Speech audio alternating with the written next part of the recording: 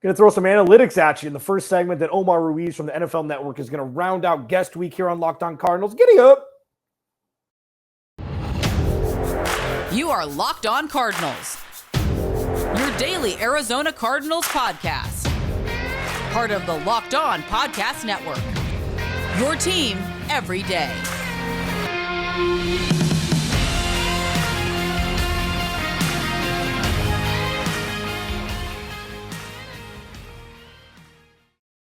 Welcome in. Come on in. The water's fine. Alex Clancy. Whoa, that was weird. Alex Clancy, Locked On Cardinals. Follow me on Twitter at Clancy's Corner. Follow the podcast at Locked On AZ Cards. Please subscribe to the YouTube channel as well. Thanks for making Locked On Cardinals your first listen each and every day, free and available on all platforms. Again, I'm your host, Alex Clancy. It's been a fun week. Mina Kimes Monday, Mike Golick Jr. Tuesday, Matt Money Smith from NFL Network Wednesday, Kyle Odegaard, our boy, on yesterday. And Omar Ruiz from the NFL Network is going to join me. Now, Omar, he's paid closer attention to the Arizona Cardinals than most national media members. He's covered them loosely at times. So he has more insight than just somebody in the national media who, knows because they cover the whole NFL. But he just knows more. He's got a little more insight. And I'm really excited to get him for two segments coming up. I don't normally talk about analytics on this show, but during the offseason, it's like, who cares? We're going to talk about everything. So I'm going to hit an interesting stat, number, index. I don't really know, but there are smarter people than me that put numbers to things that rank yes. That's pretty much the extent of my my acumen when it comes to what we're going to be talking about. But there's also a way too early preseason power rankings. This is, so let me start with this. So ESPN put this out, and the title is the win-loss records, playoff, Super Bowl chances from Football Power Index. Now, this is different. This is from Seth Walder, who was in ESPN Analytics. They have the Cardinals ranked in this just about the offseason and going into 2022 pretty much at 19th. Just from offseason moves and things like that, which I think is about right. The trade for Hollywood Brown, things like that, great. But overall, the Cardinals haven't done a whole lot compared to what some other teams have done. That's not to say that they've taken a huge step back. They've taken a little bit of a step back from the end of 2021 to now, losing Christian Kirk, Chase Edmonds, Jordan Hicks, Chandler Jones. Yeah, I do. Absolutely. But they traded for Hollywood Brown. They drafted Trey McBride, Cam Thomas. Like, they've got some guys, but there's a lot more questions than answers. And I'm going to ask Omar Ruiz about that in the second segment.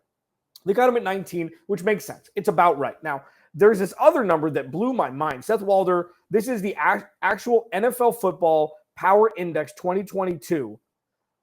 This is Seth Walder put this together on ESPN.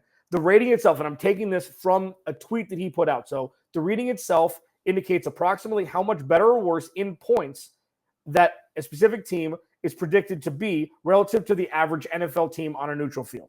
So if the Cardinals play a random team on a neutral field, they are 9th in the NFL. According to this power index, they are 4.1 points better than the average NFL team. And I thought, I'm like, wow, this is super. Like, it just, how do you process this? First of all, now let me just put things into perspective.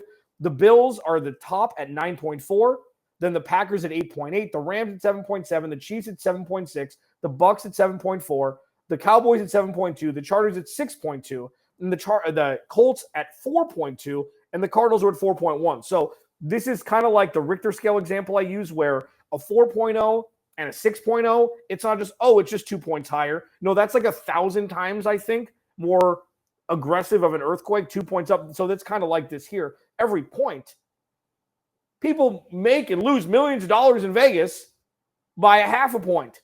So imagine like the discrepancy from 9 points at the top to 4.1 where the Cardinals are, but ranking 9th in the NFL, that's good. So people smarter than me are seeing the offseason, seeing where the Cardinals are now, seeing how important Kyler Murray is, how important DeAndre Hopkins is when he comes back, how important Budda Baker is, James Conner, whatever. And they spit out this number. The Cardinals are 4.1 points better than the average team on a neutral field. you'll take it. Omar Ruiz coming up next, NFL Network. I don't want to wait anymore. I want to talk to him. That's coming up next. We're going to talk all things Kyler Murray versus Arizona Cardinals and this offseason, what the 2022 season could look like. And I'm going to ask him about my Vance Joseph thought on if he's going to be looked at as the scapegoat if the Cardinals falter in 2022. I'm curious to see what he has to say. Alex Clancy, Locked On Cardinals. Omar Ruiz next. First, BetOnline. Our partners at BetOnline continue to be the number one source for all your betting needs and sports info. Find all the latest odds, news, and sports development, including this year's basketball playoffs, which have been bonkers. Major League Baseball scores, baseball's happening, fights, and even next season's NFL futures, like the win-loss for the things are going to fluctuate so much, you think, for the Cardinals from now through then. BetOnline's got you covered for all of it. BetOnline's your continued source for all your sports wagering information, from live betting to playoffs, esports, and more. Go to the website or use your mobile device today to learn more about the trends in action. BetOnline, where the game starts. All right, second segment, Locked On Cardinals. Alex Clancy here. Follow me on Twitter at Clancy's Corner. Follow the podcast at Locked On AZ Cards.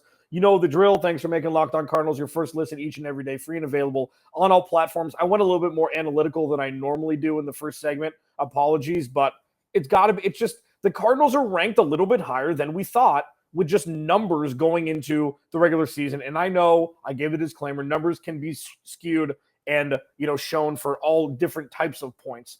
And I just kind of laid them out. You can do with them as you wish. It's guest week this week. Monday was Mina Kimes. Tuesday, Mike Golick Jr. Wednesday, Matt Money Smith. Thursday, Kyle Odegaard, a little home cooking. And now I love this guy. Like, he is a Matt Money Smith colleague at the NFL Network, but he knows Arizona Cardinals football than most other national media members. Omar Ruiz at Omar D. Ruiz on Twitter, joining me here. Dude, thank you so much for doing this. I really appreciate it. Alex, great to be with you, man. Great to see you. And yeah, always fun talking Cardinals. In fact, I just did a radio show in Seattle, and they asked me which team of all 32 are you keeping your eye most closely on heading into next year? And, outside of, the Bills and the Chiefs and all the people that are pegged to go to the Super Bowl. I said the Arizona Cardinals because they are such a fascinating team in that I could totally see them getting to the Super Bowl, being the third team in a row to play the Super Bowl in their home stadium. And I can also see it going the other way. They go 5-12, and Cliff may be on the hot seat. And Kyler's situation, who knows what the heck's going on there. But the fact that you have two dramatic opposites in terms of what their season could look like, and everywhere in between, makes them such a fascinating watch heading into the 2022 season. It's very selfish of you, Omar. It's very stressful for me, okay? Can you just give me some damn stability? So, what I've always said about the Cardinals since Kyler's been drafted is they're an elephant walking on a sheet of ice, and we don't know how thin or thick the ice is. So they could fall through, and everything could go into this whole rigmarole of why did they just extend Steve Keim and Cliff Kingsbury when it could be a fireable offense, what we're going to watch in 2022. Or you're right, Kyler Murray could just supplant Josh Allen as the next quarterback to take that real leap. And Josh Allen did it in year 3, but I think Kyler Murray was more ready in year 1. So it's kind of skewed that way. So let's talk about Kyler in the first segment. Thanks for joining me. You're going to be doing 2 segments with me now, whether you like it or not, because we're recording. We're going to do Kyler versus Steve Keim, as I mentioned in the first segment, and the Cardinals, who's right, who's wrong, if either. And then I want to talk about from Hollywood Brown to now. A lot's changed, man, since the end of 2021. So we know Eric Burkhart plus Kyler Murray equals social media. That's the leverage. And then Steve Keim and Michael Bidwell, I say, are, operating in the Mesozoic era. They don't do that. They're brick and mortar. They don't do this Twitter sphere thing. Is either side right or wrong, or is it just what they know and they're sticking to their guns of what they know? I think both parties are justified in their stances, and I'll explain both of those. Number one, you have Kyler Murray, his first 3 years. He's ascended every year, gotten better every year, more productive. However, every year they have stumbled down the stretch, in large part because of injury to the roster, injury to himself, and he's not as productive as he is early in the season. Right. He's been able to fight through those injuries, so credit him for toughness, but bottom line, not the same level of production at the end of the year than it is at the beginning. And that's got to be something that the front office and the organization from their standpoint is keeping an eye on. Number two, in that regard, and in terms of the organization being justified in their stance, is that when you pay the quarterback $40-50 million per year, as it's headed nowadays, as ridiculous as that sounds, but good for them for getting it, and taking so much of the salary cap space there is the expectation that the roster won't be as deep. There won't be as many superstars to help that quarterback in that regard. So one of the requirements of the job is for the quarterback to elevate the roster, in addition to have the all-worldly production that we would expect to see from a quarterback making that, but to elevate the roster so that way when they do suffer a big injury, the quarterback is good enough to help sustain winning when you make that kind of money. And we haven't seen that yet from Kyler. Not to say that he's not capable of it. He won't grow into that. And he may be able to show that in 2022 and kind of be all in and bet on himself and become that $50 million quarterback, to your point, to grow the way Josh Allen did in that third year, that maybe Kyler does in that fourth year, where he is now just a full-fledged superstar here, taking the Cardinals to the Super Bowl. But they haven't seen it yet. The Cardinals haven't. He'll have a perfect opportunity to do it the first 6 weeks of the season without DeAndre Hopkins. Because I think all of us, looking at it, from the national perspective, is that team sure took a nosedive as soon as DeAndre got hurt. And granted, Kyler had his own injury issue, and he came back pretty quickly. But, for several weeks there, didn't appear to be himself. So in that regard, I could see the stance of the organization being a little reluctant to pay him that huge payday yet, without yet seeing him elevate a roster, but he'll have a chance early in the year. Now, from Kyler's perspective, he's done everything on the field, that a quarterback in his first 3 years, from a production standpoint, you'd wanted rookie of the year, his first year, Pro Bowl, second, third year, was an MVP candidate early in the season in his third year. And there's no signs of him slowing down or showing any signs that he's not going to continue to grow. So from his camp standpoint, I say, hey, when you look around the league, Josh Allen made a leap his third year, and they handed over all that cash. And I've, for the most part, to your point, he did start a little ahead of the curve than Josh Allen did, but he's done more totality in his first 3 years than Josh Allen did. And so why don't I get the big payday? So I see both sides of it. As far as how it plays out, I think, one of the more part of the fascination is that Eric Burkhart represents Cliff Kingsbury too, who just got that extension. And I don't think that was a coincidence that the sort of public social media post that he did, I think it was maybe a day before the Kingsbury and Keim extensions were announced. Around the same time. I don't think that was a coincidence there. So, the dynamics at play with that are rather fascinating, and how it all plays out will be, certainly a storyline that might dominate the headlines in 2022. And outside of all that, that's the business of it, Alex. Outside of that, if Kyler truly sticks to his guns and doesn't show up in the offseason, for a guy in year 4 to do that, I just think that's a hard thing to sell to the locker room in terms of leadership and being a guy that wants to get paid $40-50 million. And we've seen Aaron Rodgers do it last year. He was unhappy with the organization, but Aaron Rodgers, a surefire Hall of Famer, Super Bowl champion, all worldly type of player. Tom Brady, he's kind of been in and out of OTAs, the back half of his career, but, obviously he's a 7-time world champion and all that. So for a player going to his 4th year to do it, especially when you have the considerations of not having D-Hop the first 6 weeks, incorporating Hollywood Brown, and I know they're college buddies and all that, but still Trey McBride, you figure start incorporating him there to not be those guys there in the trenches there in the OTAs and all that I think that would take a significant have a significant impact for Kyler and maybe the locker room, but maybe not. We'll see. You hear guys every year, Alex, they're asked about their teammates who are in contract negotiations, and they're always fully supportive of their teammates trying to, do what's right for them and their families and their contract situation. So it might not be a thing, but, in terms of gelling and the cohesiveness of a team, formulating that here in April, May, June, if he's not there, that I think that takes a tremendous hit. Yeah, for sure. Omar Ruiz at Omar D. Ruiz on Twitter, NFL Network. knows the Cardinals more than most national media members, and I'm really happy you're joining me. And there's one thing, we're going to go to break here in a second. I am in team, and this is 10 years away.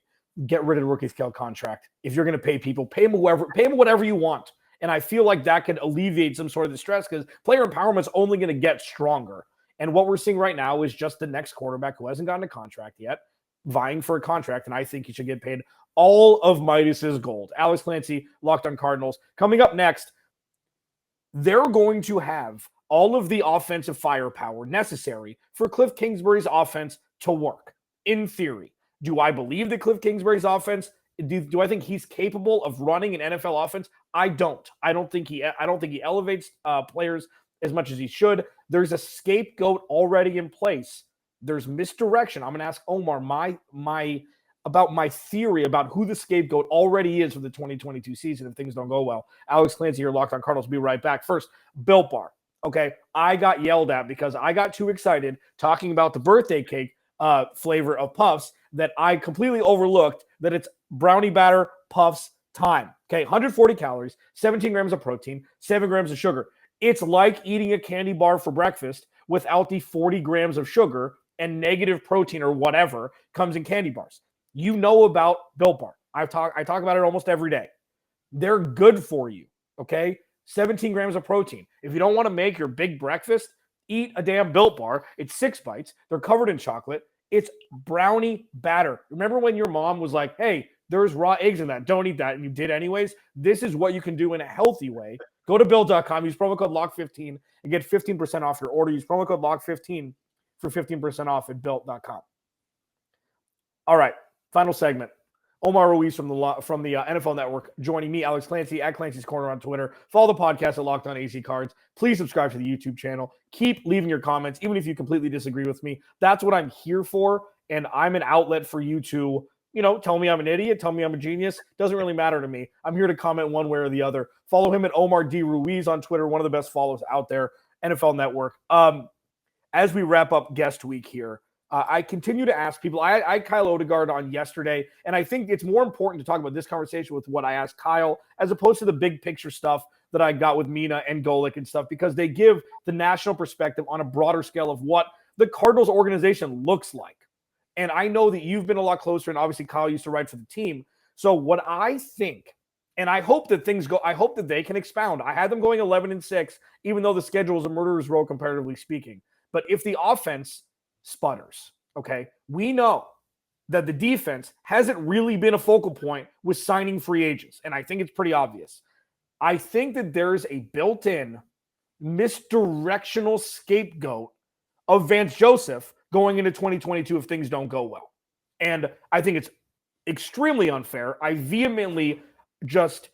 am a politician for Vance Joseph keeping this team in games defensively when the offense can't put together anything more than a 45-second 3-and-out when they need to give the defense a break. When Chandler Jones went out midway through or early into 2020 and the pass rush got better, he got Hassan Reddick paid because he finally put Hassan Reddick in the spot that he was destined to play, that he was most, conditioned to play.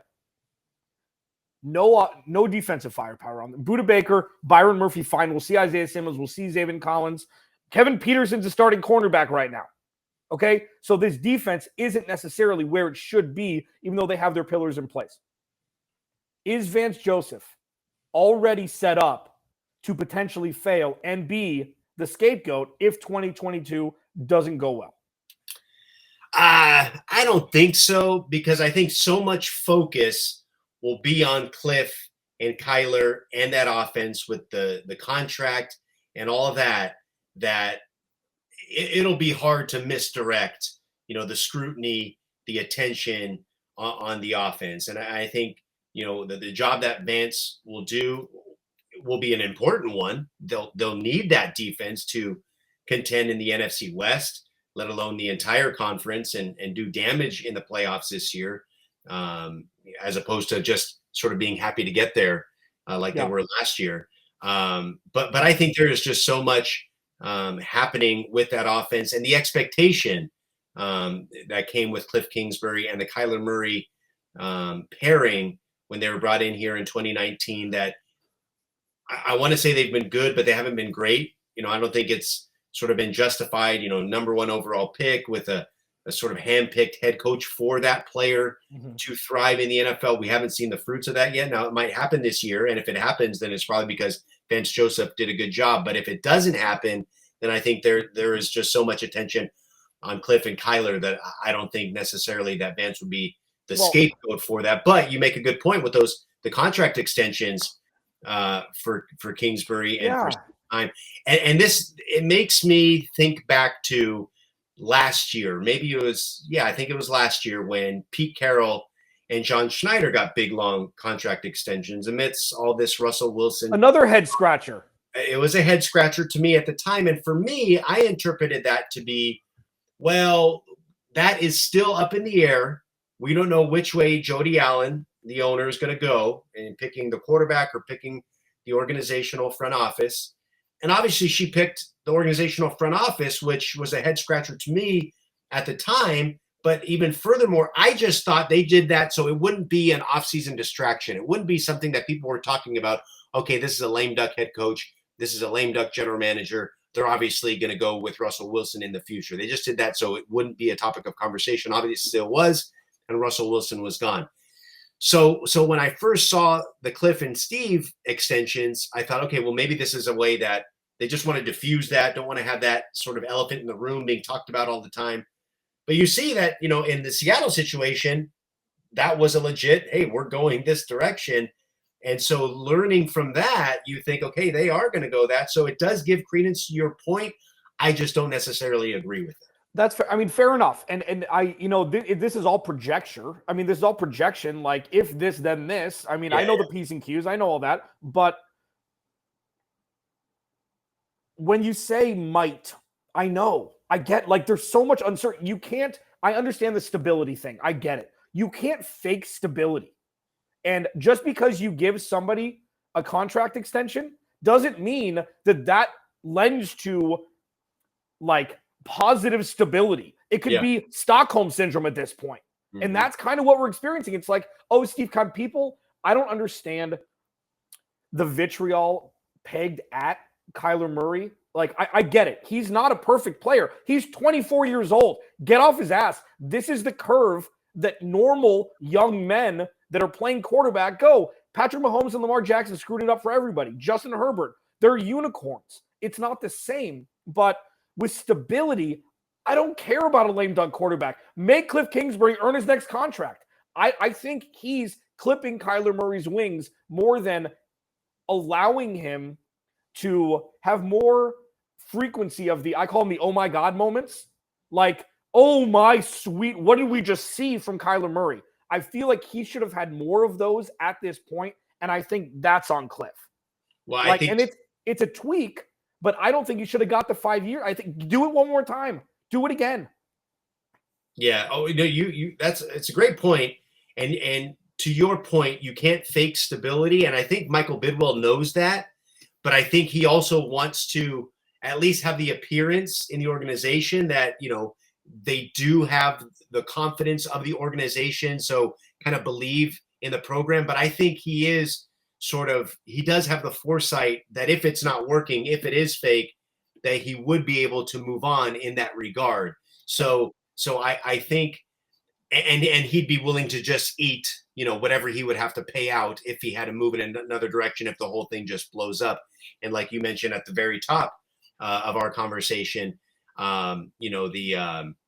the dramatic, polar opposites and the stress that it all could be. So I think, he would be there, but at least he's doing his part to bring that stability. But again, to your point, you can't fake it. And you're right. The whole, it's all on Kyler and Cliff and the vitriol and whatever. I also think that, I know that Kyler has battled through a lot of injuries, that sort of, aren't necessarily ones that go on the injury report, but he kind of toughs it out. And Cliff clipping his wings, as you say, is more of a protection type of thing. And I think that is another layer there, because people don't want to talk about injuries and being susceptible to them.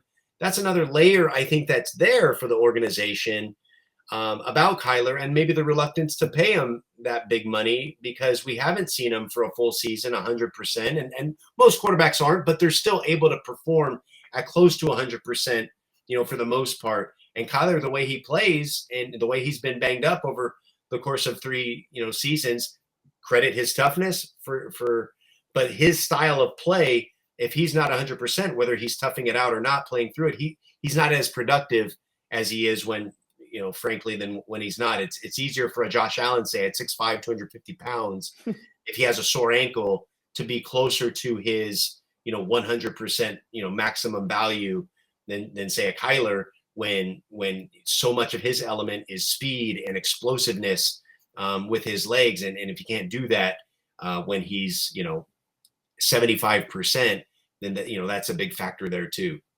For sure. Omar, dude, thank you so much for doing this. At Omar D. Ruiz on Twitter. Great follow. NFL Network. Yeah, this killer. I wish we could do this for an hour. If you want a co-hosting gig for a podcast, I might be open to it in the next month or so. Dude, thank you so much for doing this. That wraps up guest week here on Locked On Cardinals. I do have a bonus guy on Monday. You're going to have to follow on Twitter at Clancy's Corner. And it's just another A-lister. That's just what we do here. Alex Clancy, Locked On Cardinals. I'll talk to you Monday.